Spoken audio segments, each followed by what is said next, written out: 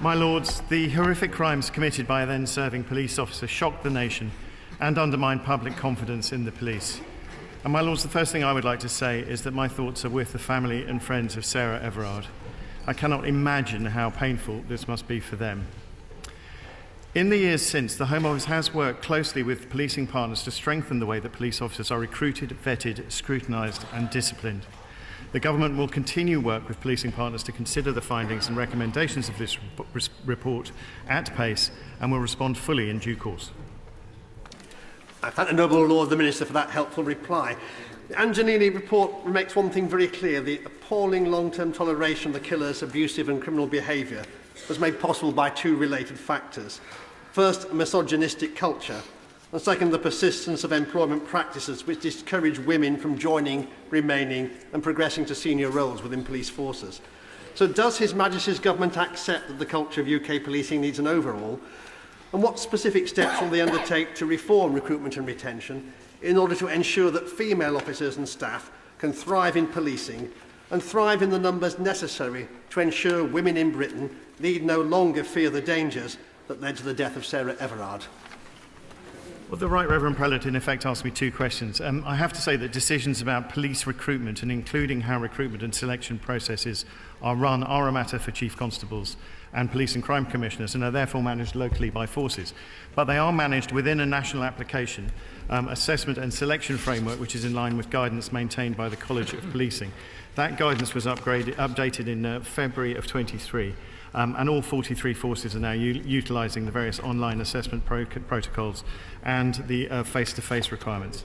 As regards the culture of the police, well, it's difficult to disagree with my right honourable friend in the other place, the Home Secretary, and he said, the best processes and structures in the world cannot replace focus and leadership. It is incredibly important that leadership at every rank in policing takes that seriously. This is a culture that he has had with police leaders in the College of Policing to ensure that the attitudes highlighted in the report change, because without that shift in attitude, the culture will remain the same, and that is clearly not acceptable. Has the Minister realised... Sorry. Has the Minister ever looked at the fact that we're talking about a class issue here? That most police officers come from the class that I come from, and most of the leading people who run the police force come from another class. It's a bit like the army. When are the middle classes going to join the police force and create a mix rather than relying exclusively on the working classes to take the hard part? Well, the Noble Lord raises an interesting point, and of course the point of the police force is that they are there to represent all of us, and according to the P-like principles they have to, of course, have our consent to do so, so therefore they should very much look like us. My Lords, of course, again from these benches, our thoughts are with Sarah Everard's family at this time. My Lord, the recommendations that Lady Eilish Angiolini makes about vetting are what an ordinary recruitment agency would do as a matter of course. Face-to-face interviews and home visits, and anybody in your Lordship's house who's adopted a cat or a dog will know that you actually have a home visit to make sure you're suitable as a potential adoptee. I mean, this is really basic stuff. What they need to do is to find out about the suitability and psychological suitability. Taking notice of PNDs and re-vetting on transfer from another force or military or any government location, then taking it on trust that he has been vetted by these agencies and therefore is okay, surely does not work. So the question I'd like to ask the Noble Lord the Minister is, why doesn't the Home Office actually have a national vetting programme that is compulsory and that all police forces have to follow?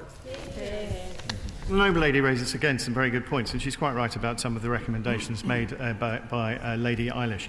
The Government, of course, recognises that there have been significant concerns, justifiable concerns regarding police vetting. And so over the past year we have worked to sort that out. As Noble Lords will be aware, in 2023, early 2023, We asked the College of Policing to update the statutory code of practice for vetting, and that was published in July of 2023. And it makes clear that the expectation on chief officers to ensure vetting standards are maintained within their forces. The vetting code is supported by the authorised professional practice guidance for vetting.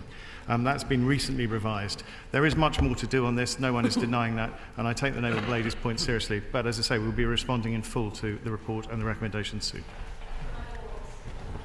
It's appalled by this dreadful crime, and our thoughts, of course, are with Sarah Everard's family.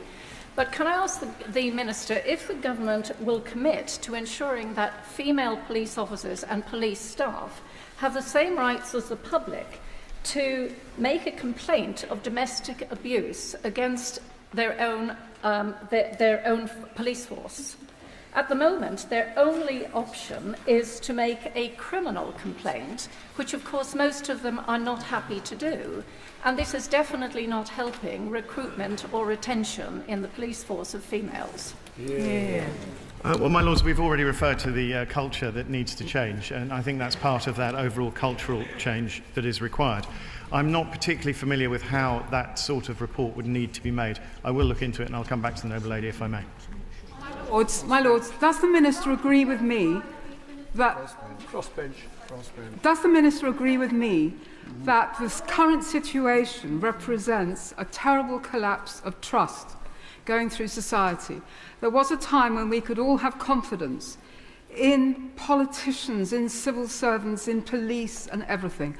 And now that trust in the police has gone, this is deeply, deeply damaging to the relationships that we have with each other and with the organs of society and the safety with which women and men can walk around. Well, I do agree with the noble lady up to a point, and as I said earlier in my earlier answer, that trust has to be rebuilt by strong leadership. I think certainly in the case of the Metropolitan Police, Sir Mark Rowley has demonstrated his capacity to give the leadership that is required. He needs to be allowed time for that to happen, but he has been in post for a while, so I'm very hopeful that results will be delivered soon. My Lords, in addition to the 16 recommendations that point to specific system and individual failings that explain what happened in this very, very tragic case, Lady Angiolini identifies two factors, one of which has been mentioned by the Right Reverend Plant, that is the culture in the police that is persistently not changed.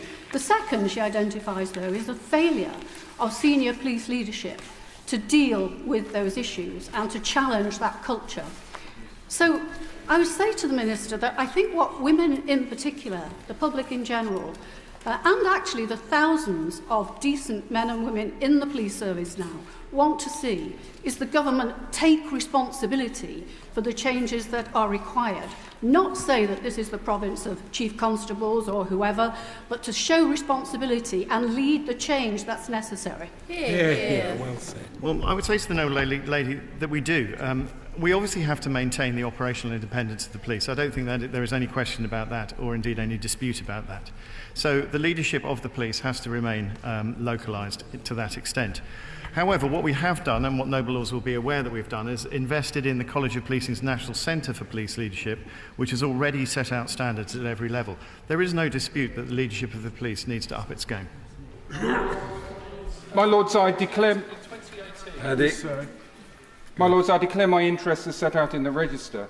What plans do the Home Office have to take some responsibility here and mandate psychological assessment of potential police recruits, in particular any propensity to inappropriately exert power over others?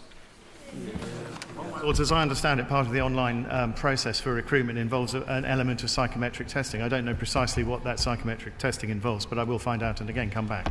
The online assessment process is actually very complicated, otherwise I'd give more detail. In 2018, the government shelved the second part of the Leveson inquiry that had been initiated very wisely by the former Prime Minister, Lord Cameron.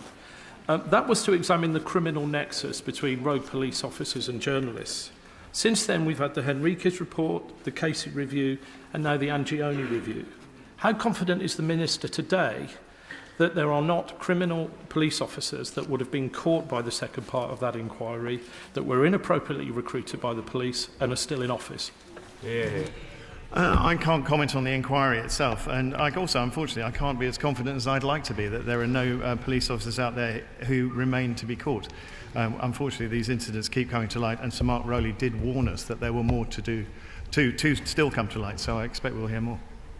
Recommendation 7 of the Angiolini report made the excellent recommendation that there should be every police recruitment process should have a holistic in-person interview that looks at the motivations of the person concerned for joining the police and the extent of their dedication to serving the public. I have a close family member of the fairer sex who has just successfully been through the appraisal system and did not have such an in-person interview which matches that description. So would the Minister look closely at recommendation 7 to how quickly that can be implemented? I have to say that she should have been face-to-face interviewed, and the information that I have is that all 43 forces are in England and Wales are conducting those face-to-face interviews. But I will endeavour to find out. Perhaps he would like to share the details, and I'll investigate further.